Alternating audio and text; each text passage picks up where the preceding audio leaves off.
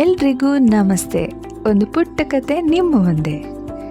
2 ದಿನದಿಂದ ನನ್ನ ತಮ್ಮ ರಾತ್ರಿ ಟೈಮಲ್ಲಿ ಮನೆಗೆ ಬರಬೇಕಾದ್ರೆ ನಮ್ಮ ಮನೆ ಮುಂದೆ ನಿಂತಿರೋ ಒಂದು ಕಾರ್ ಪಕ್ಕ ಸಣ್ಣ ನಾಯಿ ಮರಿ ಕೂಗೋ ಸೌಂಡು ಕೇಳಿಬರ್ತಾ ಇರುತ್ತೆ.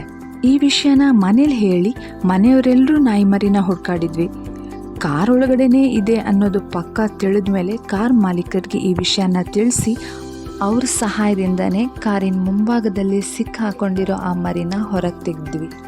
ನೋಡ್ತಾ ಇದ್ದೀರಲ್ಲ, 2-3 ದಿನದಿಂದ ಆ ಮರಿ ಅದೆಷ್ಟು ಚೀರಾಡಿದ್ಯೋ, ಎಷ್ಟು ಹಸುವಿನಿಂದ ಕೂಗಿದ್ಯೋ.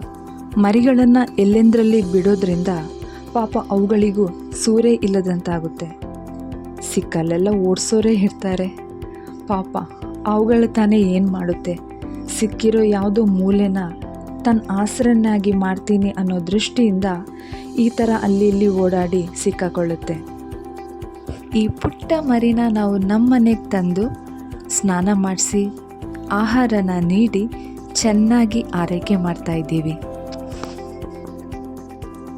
ಸರಾಗವಾಗಿ ಮಳೆ ಸುರಿತಾ ಇದ್ದಿದ್ದರಿಂದ 4-5 ದಿನದಿಂದ ಆ ಕಾರ್ ಕೂಡ ಅಲ್ಲೇ ನಿಂತಿತ್ತು.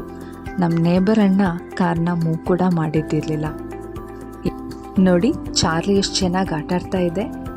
ಅಂದಹಾಗೆ ಮನೆಯವರ ಆಸೆ ಪ್ರಕಾರ ಈ ಪುಟ್ಟ ಮರಿಗೆ ನಾವು ಚಾರ್ಲಿ ಅಂತ ಹೆಸರಿಟ್ಟಿದ್ದೀವಿ. ಚಾರ್ಲಿ ಅಂದರೆ ಕೂಡಲೇ ನೋಡುತ್ತೆ. ಒಂದು ಹೇಳೋದಕ್ಕೆ ಇಷ್ಟಪಡ್ತೀನಿ, ಸಾಧ್ಯ ಆದರೆ ಇಂತಹ ಮೂಕ ಪ್ರಾಣಿಗಳಿಗೆ ಒಂದು ಹೊತ್ತಿನ ಊಟ ಹಾಕೋದಕ್ಕೆ ಪ್ರಯತ್ನ ಪಡಿ. ಯಾವತ್ತೂ ನೋಯಿಸಬೇಡಿ.